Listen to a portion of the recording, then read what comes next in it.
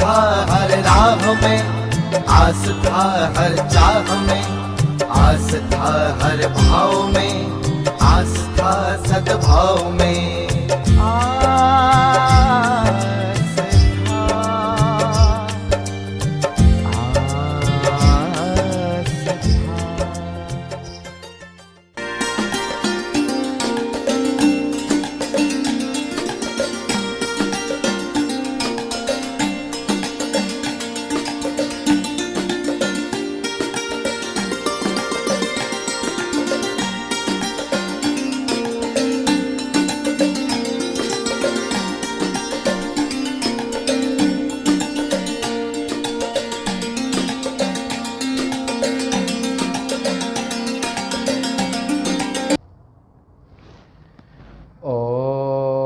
आप्यायन्तु ममाङ्गानि वाक्प्राणश्चक्षुः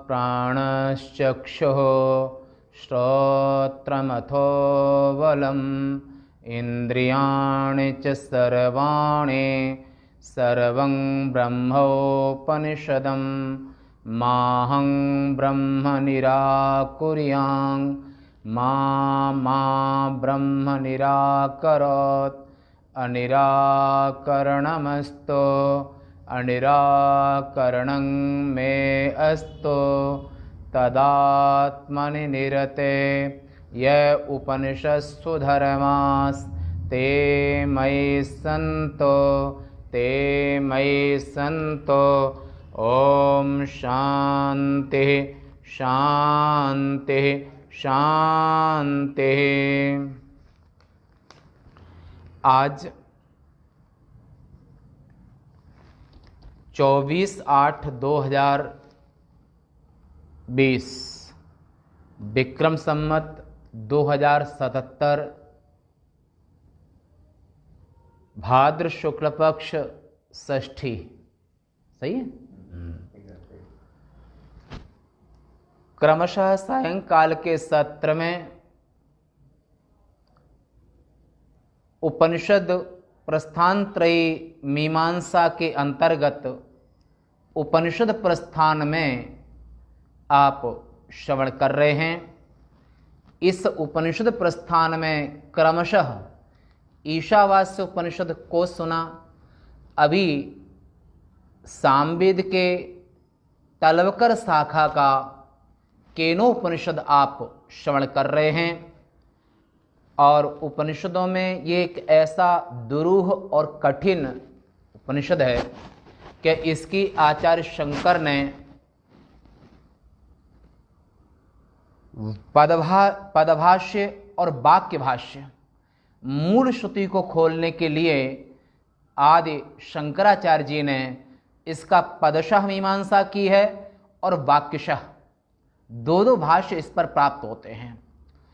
इन दो भाष्य जब आदि शंकराचार्य जी ने किए हैं तो आप विषय की दुरूहता और कठिनता को आप बुद्धिजीवी हैं तो एहसास कर सकते हैं कि ये जो वेदों का अंतिम सिद्धांत जिसे ज्ञान कांड कहते हैं, कांडत्रय के अंतर्गत ये ज्ञान कांड जो वेदों का 4% भाग है और जिसका नाम उपनिषद है, ऐसे सभी उपनिषदों में जो केनोपनिषद का आचार्य शंकर ने पदभाष्य और वाक्य भाष्य दोनों किए हैं।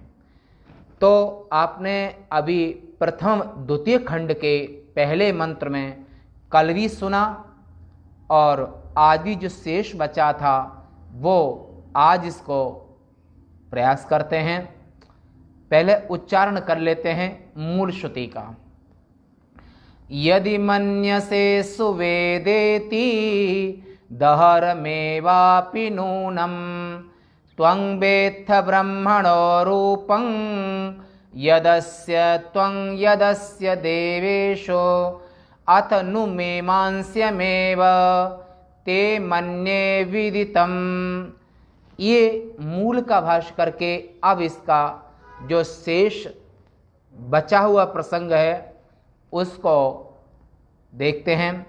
तो कल तक आपने सुना था कि ब्रह्मण औपाधिक भेद निरूपणम, ये आपने सिद्धांत में कि जो ब्रह्म का उपाधि से भेद है संसार में, और उपाधि को हटा देने पर ब्रह्म एक रूपता ही ब्रह्म सच्चिदानंद के प्राप्त होती है, और उपाधि के कारण ही उनमें नानात्व का दर्शन होता है। सामान्य बुद्धि यानी कि द्वैत बुद्धि होने पर ब्रह्म में द्वैत भाव प्रतीत होता है। तत्वतः द्वैत नहीं है, पर औपाधिक भेद के कारण, उपाधि के कारण उसमें द्वैत की प्रतीति होती है। तो कल आपने ब्रह्म के ये रूप जो ब्रह्म है वो अशब्द, अस्पर्श, अरूप, अव्यय, अरसम, ये सुना था कि वो शब्द भी नहीं, स्पर्श भी नहीं, रूप भी नहीं, रस भी नहीं और गंध भी नहीं। ये शब्द, स्पर्श, रूप, रस, गंध ये वेद्य हैं, विद ज्ञाने धातु, यानी कि ये पांचों के पांचों संबंध जानने योग्य, ये जाने जाते हैं। और जानने वाला जो है, इन पांचों जो तन्मात्राएं कहीं वेद में, ये 1, 3, 15 कठोपनिषद का जो ये उद्धृत वाक्य सुना, ये 1, 3, 15, तो यहाँ पर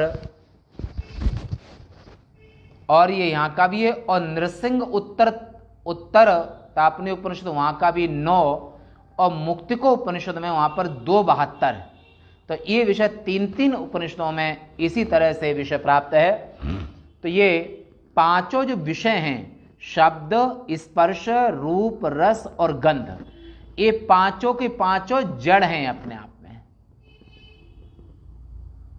स्वसंवेद्य नहीं है, ये अपने आप को नहीं जान सकते हैं। पर इन पांचों को, शब्द, स्पर्श, रूप, रस, गंध, ये पांचों के पांचों जड़ होने के नाते से, और जड़ न अपने को जानता है न दूसरे को जानता है, और उसको जानने के लिए चेतन की आवश्यकता होती है। और चेतन जो है वो चेतन ब्रह्म है, वो एकमेवा द्वितीयम, वो दो नहीं है, ब्रह्म एक ही है। ज्ञान अखंड एक सीतावर, जो ज्ञान है वो एक है, चेतन एक है, एकमेवा द्वितीयम, वो एक है, अद्वितीय है। और न तस्य प्रतिमास्ति, श्वेतशत्र उपनिषद में, क्या उस ब्रह्म की कोई दूसरी प्रतिमा, माने दूसरा ब्रह्म कहीं भी नहीं, दूसरा ब्रह्म है ही नहीं, दूसरा ब्रह्म हो नहीं सकता है। सत्ता रूप में सत्य स्वरूप, चिद स्वरूप, आनंद स्वरूप, वो एकमेवा द्वितीयम। तो ये श्रुति पांचों विषयों से अलगाव करके ब्रह्म को दिखाती है। और ये पांचों के पांचों जो तन्मात्राएं पांच हैं, ये माया का कार्य, और ये माया से रचित। जब माया ही सत्य नहीं है तो माया का कार्य सत्य कैसे हो सकता है? तो ये आपने इस ऊपर के कल के प्रसंग में सुना। तो पूर्व पक्ष ने ये बात पूछी कि ठीक है, ब्रह्म मने अव्यय है, अशब्द, अस्पर्श, अरूप, अव्यय, अरस और नित्य है वो, और गंध से हीन है। इस श्रुति के अनुसार शब्दादि के सहित उसके सभी रूपों का प्रतिषेध किया गया है कि परमात्मा जो ब्रह्म सच्चिदानंद है वो तन्मात्राओं से, तन्मात्राओं का प्रकाशक है, इनसे रहित है तन्मात्राओं से। तो ये पूछा, ननु येन एव धर्मेण यद रूप्यते, मने जिस धर्म के द्वारा जिसका निरूपण किया जाता है वही उसका रूप हुआ करता है। अतः ब्रह्म का भी जिस विशेषण से निरूपण होता है वही उसका स्वरूप होना चाहिए, ऐसा पूर्व पक्ष ने कहा। अतः ऐसा कहते हैं कि चैतन्य पृथ्वी आदि का अथवा परिणाम को प्राप्त हुए अन्य समस्त पदार्थों में से किसी का धर्म नहीं और न वह श्रोत्रादि इंद्रिय अथवा अंतःकरण का ही धर्म है। अंतःकरण का भी नहीं, श्रोत्रादि इंद्रियों का भी नहीं। और ये प्रसंग यहाँ से लिया है तो वो है बृहदारण्य उपनिषद के अंतर्यामी ब्राह्मण में आप विस्तार से सुन सकते हैं, देख सकते हैं और वहाँ से आप ले सकते हैं। तो वहाँ की श्रुति है कि पृथ्वी यस्य शरीरम पृथ्वी यंग न वेद पृथिव्यांग अंतरे यमयति समे आत्मा अमृतः। तो यहां पर पृथ्वी चैतन्य रूपा ध्यायतीव पृथ्वी, ऐसा लगता है कि पृथ्वी ध्यान कर रही है, तो पृथ्वी में यहां पर चैतन्यता प्रतीत हो रही है। तो वहां पर कहा कि तो पृथ्वी जिसका शरीर है और पृथ्वी के अंदर जो रहता है, पृथ्वी जिसको नहीं जानती है और पृथ्वी को जो जानता है, समे आत्मा अमृतः, उसे आत्मा ब्रह्म कहते हैं। ये अरण्यक भाग की श्रुति में आपको सुनने को मिलेगा। तो ये यहां पर इसलिए चैतन्य रूपा पृथ्वी लगती है, चैतन्य रूप देह लगता है, चैतन्य रूप देवता प्रतीत होता है, परंतु वो तो देवताओं का भी देवता है। माने उपाधि, एक बात आपने देखी होगी कि लोहे को आपने अंगारों में जो लोहार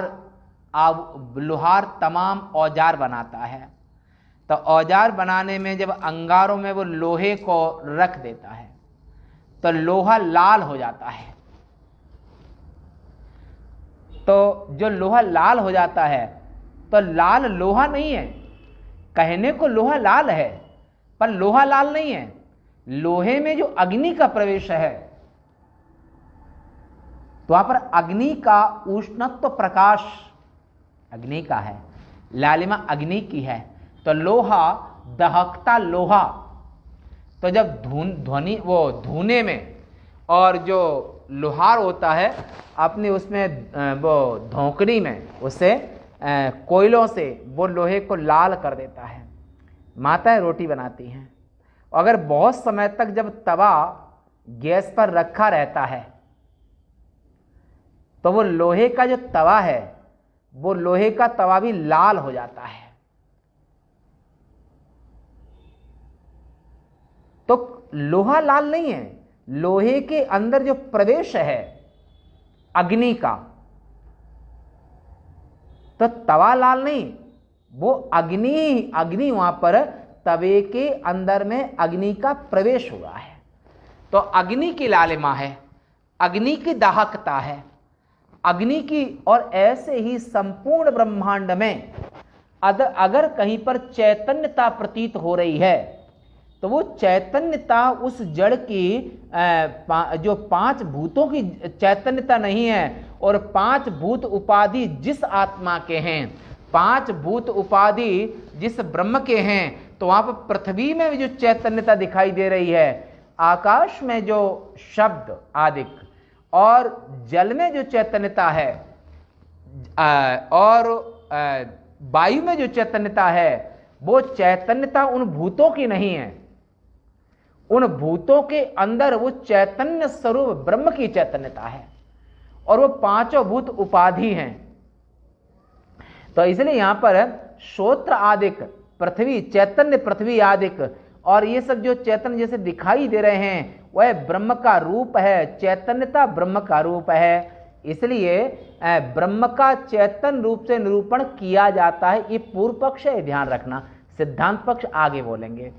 तो पूर्व पक्ष ने कहा कि ब्रह्म का चैतन्य रूप से निरूपण किया जाता है, ऐसा कहा भी है। कहां पर कहा है? विज्ञानमानंदम ब्रह्म, बृहदारण्य उपनिषद के 3:9-18 में दूसरी श्रुति का प्रमाण है कि 2, 4, 12 सत्यम ज्ञान अनंतम ब्रह्म, ये भी श्रुति प्रमाण है कि वो ब्रह्म विज्ञान स्वरूप है, वो ब्रह्म सत्य और ज्ञान और अनंत स्वरूप है। ये तैत्तिरीय उपनिषद का है कि तैत्तिरीय उपनिषद में यहाँ पर आया कि सत्यं ज्ञानम अनंतम ब्रह्म, और फिर आपने यहाँ पर देखा प्रज्ञानं ब्रह्म। ये प्रज्ञानं ब्रह्म ये ऐतरेय का 3:1-3 है, 3:1-3 इत्च ब्रह्मणो रूपं निर्दिष्टं श्रुतिषु। ऐसे ब्रह्म के रूप का निरूपण श्रुतियों में एक नहीं कई श्रुतियों में किया गया है कि ब्रह्म सत्य, ज्ञान और अनंत स्वरूप है।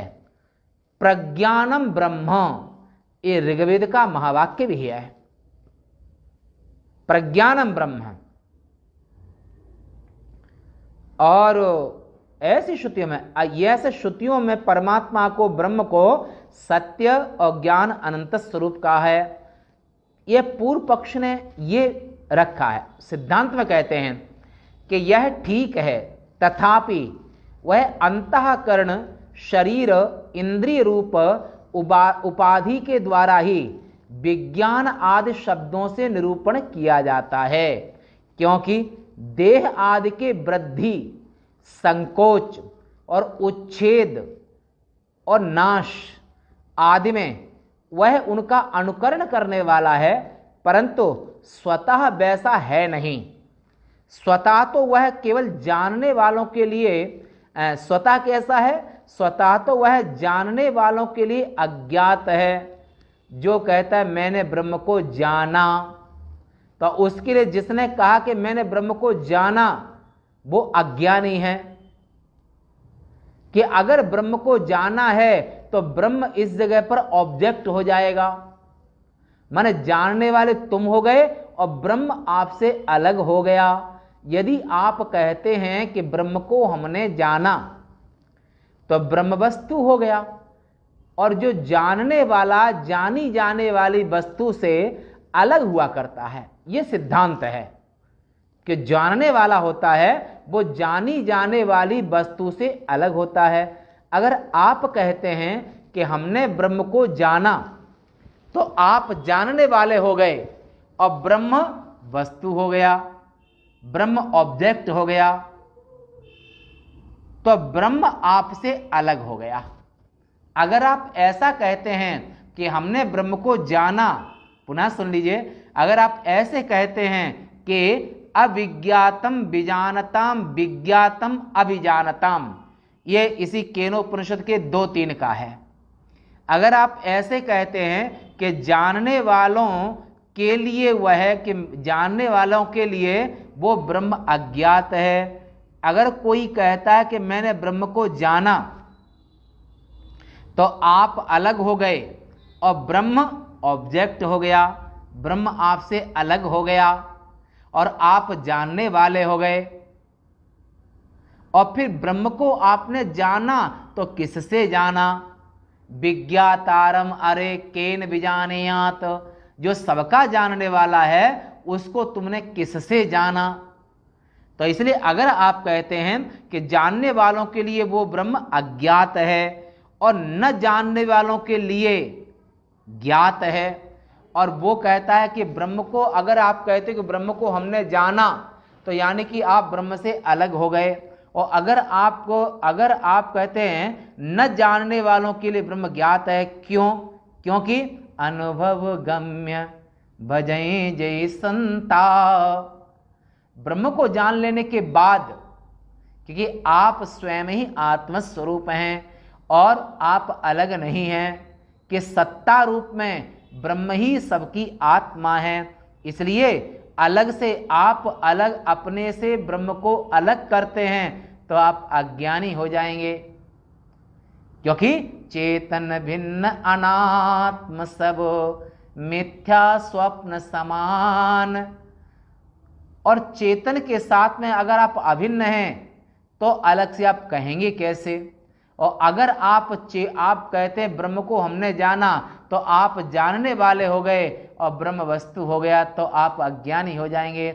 इसलिए ब्रह्मवेत्ता की वाणी ये नहीं होती है कि हमने ब्रह्म को जाना। ब्रह्म को कैसे जानोगे, क्योंकि वो वस्तु नहीं है, वो तो सत्ता रूप है, वो सबकी आत्मा, साक्षी स्वयं प्रकाश, वो तो नित्य मेरी सो मेरो है आत्मा, काकू करूं प्रणाम। अब्धि अपार स्वरूप मम लहरी विष्णु महेश, विधि रवि चंदा वरुण यम, शक्ति धनेश गणेश, सो मेरो है आत्मा, काकू करूं प्रणाम। गणेश जी हैं, शिव जी हैं, विष्णु जी हैं, ये सब आत्म स्वरूप से हमसे भिन्न नहीं है, उपाधि के रूप में भिन्न है। उपाधि के रूप में भेद है, उपाधि के रूप में भेद होने के नाते से और आत्म स्वरूप में भेद नहीं है। अगर आत्मा में भेद मानते हो तो वहां पर द्वितीया द्वयं भयं भवते यह नानेव पश्यते। जो एक ब्रह्म में अगर द्वैत का दर्शन करता है तो वो मृत्यु से मृत्यु को प्राप्त करता है, ऐसा नचिकेता के प्रति यमराज ने कहा। इसलिए जो जानने वालों के लिए वो अज्ञात है और न जानने वालों के लिए वो ज्ञात है, क्योंकि ब्रह्म को जिसने जाना है वो अलग से कैसे कह सकता है, क्योंकि वो अलग है नहीं। इस प्रकार निश्चय किया जाएगा। यदस्य, ये पद मूल श्रुति में आया था कि यदस्य, क्योंकि ये पदशा व्याख्या आप सुन रहे हैं, तो यदस्य इस पद समूह का पूर्ववर्ती है ब्रह्मणो रूपम, ये यदस्य पद का पूर्व रूप है। तो ब्रह्मणो रूपम के साथ संबंध है। तू केवल आध्यात्मिक उपाधि से परिच्छिन्न हुए इस ब्रह्म के ही अल्प रूप को नहीं जानता, बल्कि अधिदैवत उपाधि से परिच्छिन्न हुए इस ब्रह्म के भी जिस रूप को तू देवताओं में जानता है, वह भी निश्चय ही इसके अल्प रूप को ही जानता है। ऐसा भी मानता हूं, ऐसा मैं मानता हूं। इसका जो अध्यात्म रूप है और जो देवताओं में है वह भी उपाधि परिच्छिन्न, माने देवता रूपी उपाधि, मानव देह रूपी उपाधि, असुर देह रूपी उपाधि, स्त्री देह रूपी उपाधि, पुरुष देह रूपी उपाधि। तो उपाधि से परिच्छिन्न है, तो भेद अगर है तो उपाधि में भेद है। मूर्ति भेद विभागिने, वो देवता के देह, देवता का देह है, ये मनुष्य का देह है, ये माता का देह है, ये पिता का देह है, ये भाई का देह है। तो देह माने उपाधि में भिन्नता है, आत्मा में भिन्नता नहीं है। और उपाधि परिच्छिन्न होने के कारण दहरत्व, दहरत्व का अर्थ होता है अल्पत्व। दहर हृदय पुंडरी के, दहर माने अल्प, थोड़ा। तो आपकी स्थूल देह में जो ब्रह्म का रूप है वो जीवाक्ष कहलाता है, छोटा है। और ईश्वर रूपी उपाधि जो है वहां पर ईश्वर एक है, उपाधि भी एक है। और जीव अनेक एक श्रीकंता, परवश जीव स्ववश भगवंता। सतोगुण प्रधान उपाधि माया है, तो ईश्वर की उपाधि एक है, माया ईश्वर की उपाधि है, अविद्या जीव की उपाधि है। तो यहाँ पर दहरत्व माने आविद्यक माने जीव रूपी उपाधि से कहते कारण माने दहरत्व माने अल्पत्व से दूर नहीं, किंतु जो संपूर्ण उपाधि विशेषणों से रहित शांत अनंत एक अद्वितीय भूमा संज्ञक जो नित्य ब्रह्म है वह सुगमता से जानने योग्य नहीं है। अगर कोई इस नित्य शांत अनंत अगर ऐसे अद्वितीय ब्रह्म को अपरोक्ष किया जाता है, जाना नहीं जाता है, और वहां पर अपरोक्ष मन अहम रूप से ही जिन ऋषि महर्षियों ने जब भी अनुभव किया तो ब्रह्म को अहम रूप से ही अनुभव किया। और जिन्होंने ब्रह्म को कहा कि तो उनके, और अगर आप द्वैत रूप से परमात्मा को जानते हैं तो वहां पर द्वैत हो जाएगा, तो यहां पर भूमा संज्ञक, ये प्रसंग आप छांदोग्य उपनिषद के 8वें अध्याय में और स्पष्ट रूप से विस्तार से सुनेंगे, इसलिए यहां विस्तार नहीं करेंगे।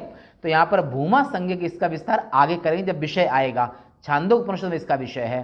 तो यहां पर अद्वितीय भूमा संज्ञक नित्य ब्रह्म है, वह सुगमता से जानने योग्य नहीं है, यानी कि ब्रह्म को जानने के लिए कठिनाई तो होती है, साधन चतुष्टय संपन्नता की आवश्यकता होती है। यह इस श्लोक का अभिप्राय है कि ब्रह्म सहज में सुगमता से जानने योग्य नहीं है, ये इस मंत्र का अभिप्राय है।